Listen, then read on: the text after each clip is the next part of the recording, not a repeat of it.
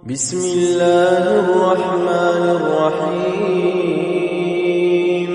إذا وقعت الواقعة ليس لوقعتها كاذبة خافضة رافعة إذا رجت الأرض رجا وبست الجبال بسا فكانت هباء منبثا وكنتم أزواجا ثلاثة فأصحاب الميمنة ما أصحاب الميمنة وأصحاب المشأمة ما أصحاب المشأمة والسابقون السابقون أولئك المقربون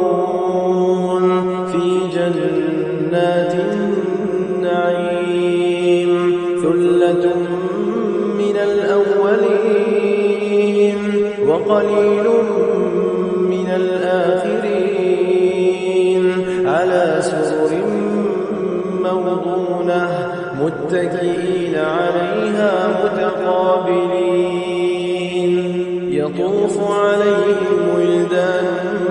مخلدون بأكواب وأباريق وكأس من معين لا يصدعون عنها ولا ينزفون وفاكهة مما يتخيرون ولحم طير مما يشتهون وحور عين كأمثال اللؤلؤ المكنون جزاء بما كانوا يعملون لا يسمعون فيها لغوا ولا تأثيما إلا قيلا سلاما سلاما وأصحاب اليمين ما أصحاب اليمين في سدر مخضود وطلح منضود وظل ممدود وماء مسكوب وفاكهة كثيرة لا مقطوعة ولا ممنوعة وفرش مرفوعة إنا أنشأناهن إنشاء فجعلناهن أبكارا عربا أترابا لأصحاب اليمين ثلة من الأولين وثلة من الآخرين وأصحاب الشمال ما أصحاب الشمال في سموم وحميم وظل من يحموم لا بارد ولا كريم إنهم كانوا قبل ذلك مترفين وكانوا يصرون على الحنث العظيم وكانوا يقولون أئذا متنا وكنا ترابا وعظاما أئنا لمبعوثون أوآباؤنا الأولون قل إن الأولين والآخرين لمجموعون إلى ميقات يوم معلوم ثم إنكم أيها الضالون المكذبون لآكلون من شجر من زقوم فمالئون منها البطون فشاربون عليه من الحميم فشاربون شرب الهيم هذا نزلهم يوم الدين نحن خلقناكم فلولا تصدقون أفرأيتم ما تمنون أأنتم تخلقونه أم نحن الخالقون نحن قدرنا بينكم الموت وما نحن بمسبوقين على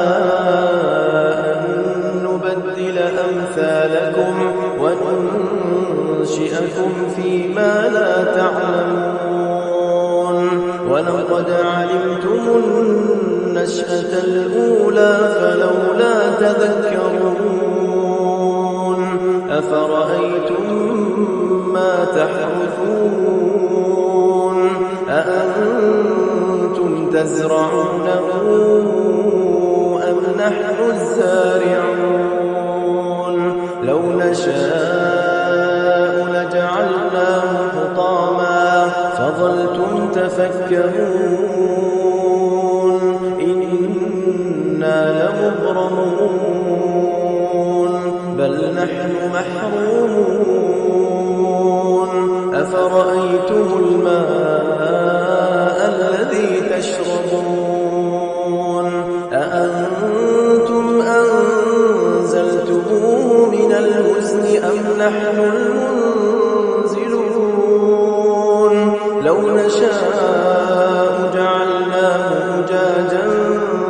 فلولا تشكرون أفرأيتم النار التي تورون أأنتم أنشأتم شجرتها أم نحن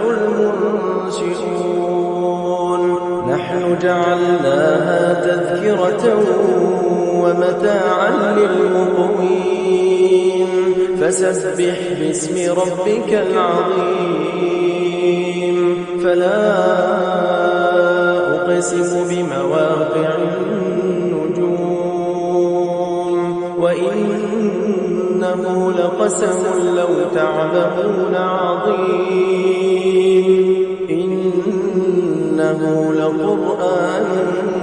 كريم في كتاب مكنون لا يمسه إلا المطهرون تنزيل من رب العالمين أفبهذا الحديث أنتم مدهنون وتجعلون رزقكم أنكم تكذبون فلولا إذا بلغت الحلقوم وأنتم حينئذ تنظرون ونحن أقرب إليه منكم ولكن لا تبصرون فلولا إن كنتم غير مدينين ترجعونها إن كنتم صادقين فأما إن كان من المقربين فروح وريحان وجنة نعيم وأما إن كان من أصحاب اليمين فسلام لك من أصحاب اليمين وأما إن كان من المكذبين الضالين فنزل من حميم وتصلية جحيم إن هذا لهو حق اليقين فسبح باسم ربك العظيم